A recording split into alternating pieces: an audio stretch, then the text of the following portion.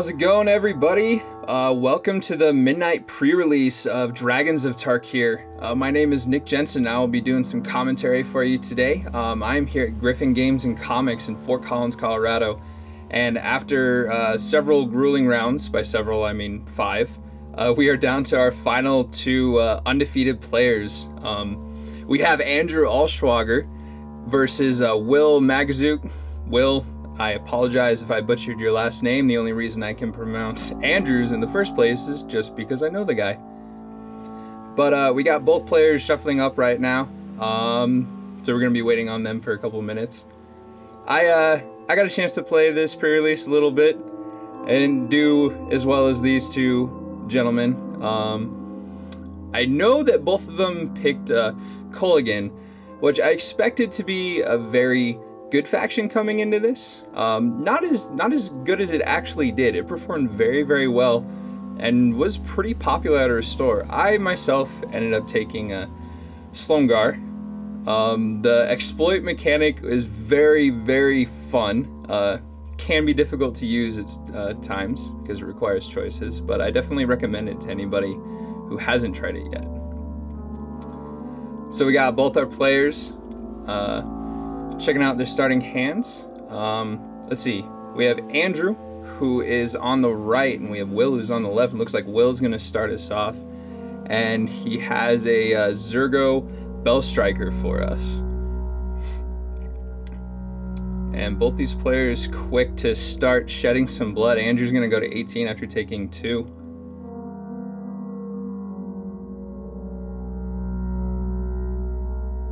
Will is throwing out an Alicia's Vanguard, which has been dashed. And it looks like Will is actually playing some blue in his deck. Playing his lands Mountain, Island, Swamp, like a champion. Can't do that a whole lot in Limited all the time. Andrew plays a 3rd mountain and passes, and Will is just going the rinse and repeat route.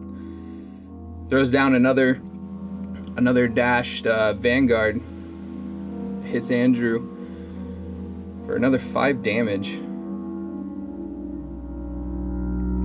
Andrew actually manages to find a swamp here. I don't know if he was stuck on lands or not, but he definitely has his 2nd color now. It looks like he's thinking. He's got some decisions to make. He's relatively low on his life total. I believe he's at 13 right now. Looks like Will is just gonna keep dashing that Vanguard. Andrew's forced to answer, but Andrew does have an answer. He has Flatten. If you guys don't know some of these new cards yet, Flatten is one of my favorite removal spells in this set. It costs 3 colorless, and black is an instant and just gives a creature -4/-4, which is even good enough to kill several of the dragons in this set. But Andrew is able to answer with his own 5/4. That is it's an Tarkir Pummeler. So yeah, he has a 4/5. Zergo comes in, and Andrew snap blocks, and there's a Flatten to help answer the Pummeler in this combat. So Will definitely commanding this game very much. He is definitely controlling the tempo game.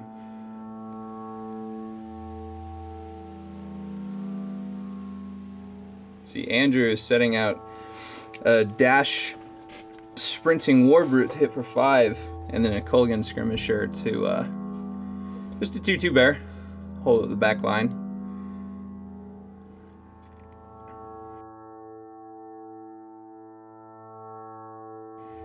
And let's see, it gets Dousing Gloomed, and Will's gonna gain 2 life off of that. Ooh, that is a Swift Warkite. I'm a big fan of this card. Swift Warkite is not the most exciting card, but I am very excited about it in Limited. I will draft that guy all day. Let's see, and looks like there's another Warbrute, which Andrew quickly blocks with his Warkite. Now, I'm not 100% on Andrew's life total right here, but he cannot be in a good spot. This Bell Striker combined with all the tempo and pressure that Will is applying on him, Andrew's life total is definitely hurting right now.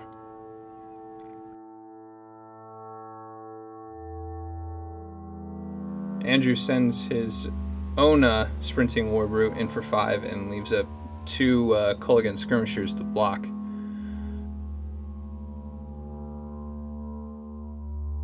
Will finally sees his 5th land, and that is a bomb right there. That is a Boltwing Marauder. That is a very, very, very big dragon. And this could spell the end for Andrew right here. This dragon will definitely kill him if Andrew cannot find an answer to it. Let's see, and Andrew's tapping 4. He's got 3 cards in hand, and it looks like he's dashing the Warbrute again. And yep, that'll do it. See, Andrew scooping to Will, so Will is taking game 1. These two both have very similar decks, but Will definitely the more aggressive one. I definitely want to be playing a deck in Limited that plays Zergo Bellstriker on turn 1. I hear 2/2s are pretty good in this format, so what about 2/2s for 1? So that being said, Andrew has some serious things to overcome now. It seems like his deck is a bit more mid-range. He has a bit more value tied into it. I mean, it also helps when you see the bombs that you open in your pool, and Will definitely did that. So we'll see if Andrew can make the adjustments that he needs and kind of pull the last bit of this one out. And I don't know for sure. I'm willing to bet Andrew will be on the play on this one. At least that's what I would choose. And I'm pretty sure he would choose that too, just from personal experience. And also a little bit of a side note here. Congratulations are a little overdue for Andrew. I just learned last week that he has made it to the Pro Tour in Brussels coming up very shortly here. So best of luck to him. So both players are shuffling up here, and we'll be getting ready to get game 2 started. We are now into game 2, and as I predicted, it looks like Andrew is starting off, and he's going to lead us with a swamp. Will's going to lead us with a mountain. Let's see, and Andrew is going to start off by playing his first spell. He's just going to play a Hand of Slimgar, which is just a 2/1 Death Touch, followed up by Will's Culligan Skirmisher, which quickly gets roasted. If you guys have not seen Roast yet, it is 2 mana, deal 5 damage to target creature without flying. I'm a big fan of this card. And Will, again, this guy is the champion. On turn 3 has all 3 of his different color mana sources. And he plays, oh, that's a Dragon Lord Servant. See, and Andrew plays his... Andrew misses his 4th land. He's very quick to brawl.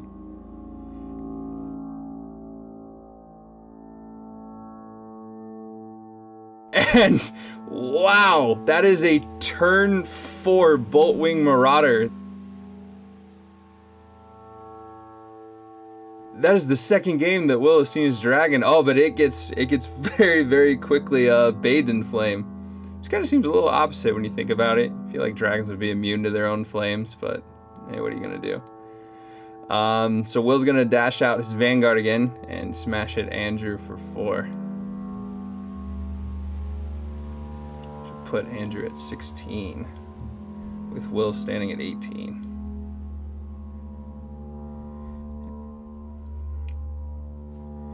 Andrew's gonna throw a Dutiful Attendant. When this guy dies, you get to take a creature from your graveyard and put it back in your hand, which is a little lackluster right now, but hopefully it can do something later on in the game.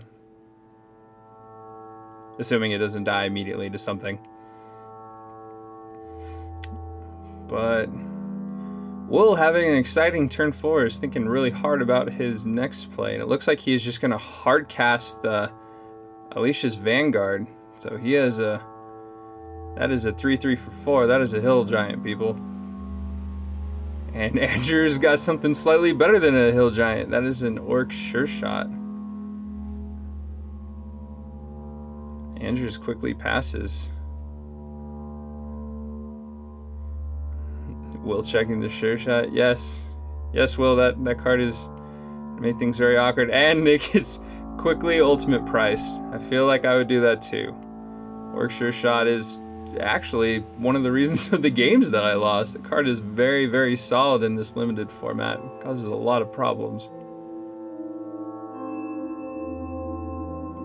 Will goes straight for the dome on Andrew, and Andrew trades his 2-1 Death Touch for the 3/3 Vanguard. Andrew draws, and here's a Tarka Pummeler again. 4/5. This card is very big. And Will answers with his own roast. These decks are just all removal, and Will plays a Dowsing Gloom. Interesting.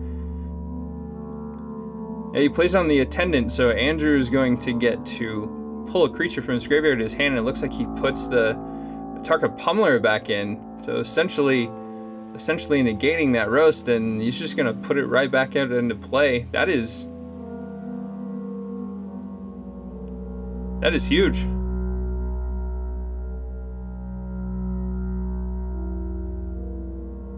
Will just taps 4 mana, and we got a Yeti. Got a Yeti.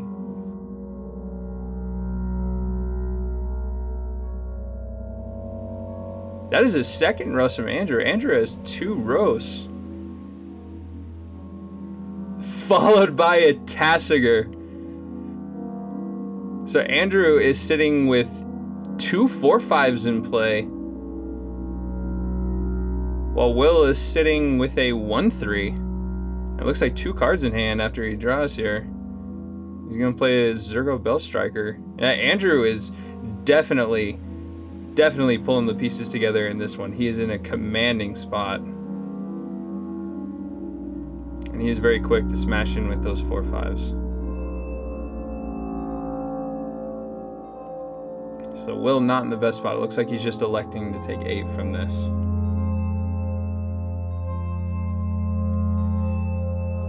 Will draws for his turn. See if he can find anything to get him out of this spot. And he smashes in very, very quickly.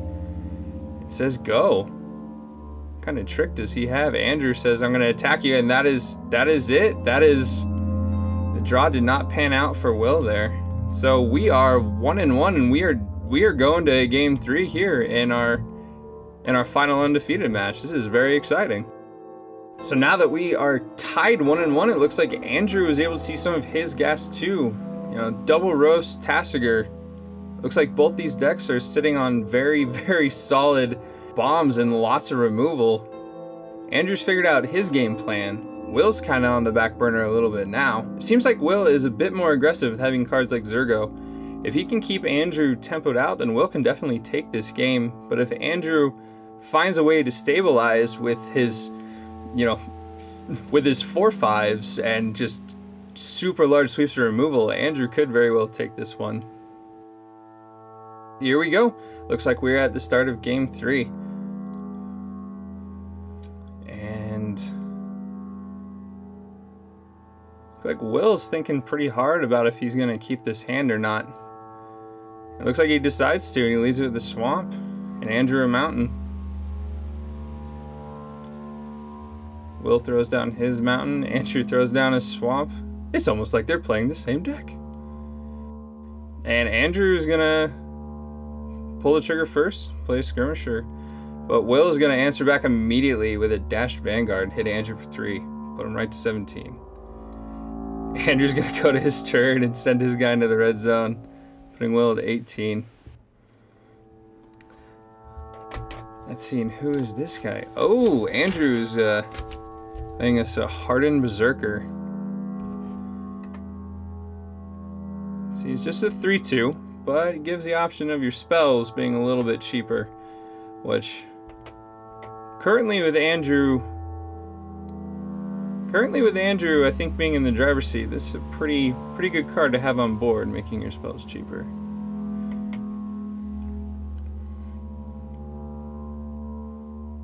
Yep, there's a roast. Andrew's gonna get in there for 5, putting Will down to 13.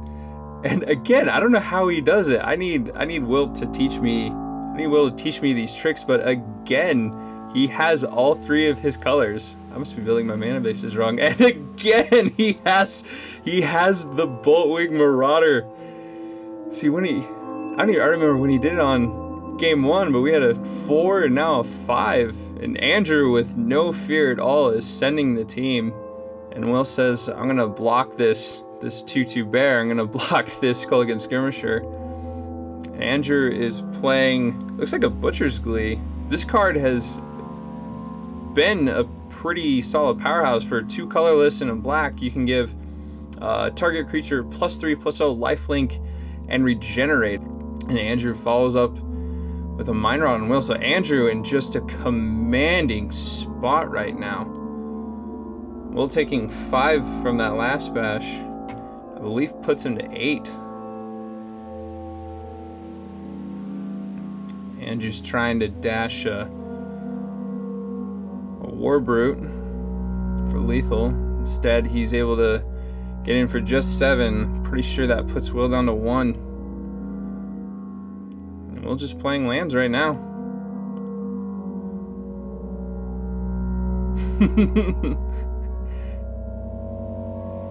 Andrew's saying that the Pyroclasm is the out. I agree, Pyroclasm would be the out. I think there is a Pyroclasm in this format. I think it costs like 3 and it doesn't hit flyers. The card's actually pretty awesome, and that would be a thing.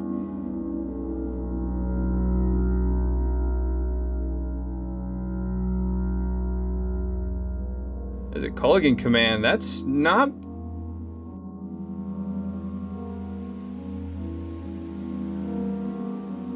So that'll do it. It looks like Andrew Ohlschwager is our Dragons of Tarkir Midnight pre-release champion. So congratulations to him. Also, congratulations to Will. Both players played fantastic games, both of them with very strong pools, very strong deck builders, very good pilots. I want to thank everybody for coming out to the event.